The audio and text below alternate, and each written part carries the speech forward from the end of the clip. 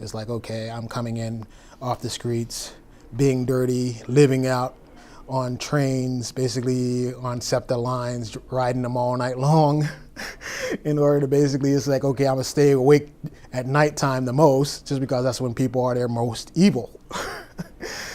And it's like, okay, I'm gonna basically just ride the rails for the rest of the night in order to basically, okay, keep from basically getting robbed myself or the little stuff that I did have. Yeah, when I arrived at St. John's, it was the intake process.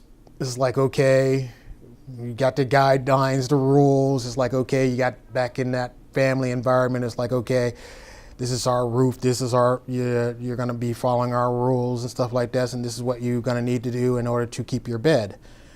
And it's like, okay, I was accepting of that. It's like, if that's all I got to do, it's like, yeah, in order to basically keep my bed, it's like, okay, I was accepting of that. So it's like, I guess 30 days curfew experience, 30 days of pretty much being 6 o'clock curfew, being home on time and stuff like that. And it's like, okay, what are we gonna do for 30 days? So it's like, okay, food here is good. That's without a doubt. But other than that, it's like, okay, what are you gonna do as far as your social life? Because it's like 30 days, you're gonna basically be seeing the same faces, same people all the time. Then you get outside people, visitors, basically, that's like basically volunteer their time, like Steve and Mary. People from New Jersey come all the way across the bridge, at least I believe so, at least if my memory is correct, come all the way across the bridge to spend some time with homeless people. How's that possible? Why are they doing this? It's like, yeah, it's like, what make them so weird?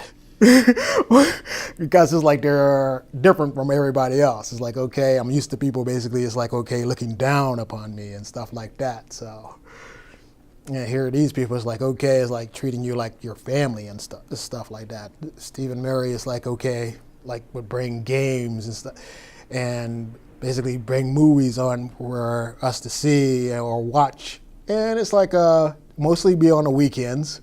They even took us to baseball games across the bridge or right over here in Philadelphia to Philly games and stuff like that. And it's like you were hanging out with family. You weren't hanging out with people that basically was doing this for a job or anything or getting paid to do this. They were like basically, they're volunteering to do this and they were enjoying themselves doing this.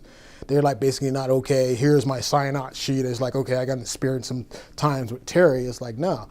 It's like, we were happy to do this. It's like, okay, we could do this 24/7. That was my impression that they gave me.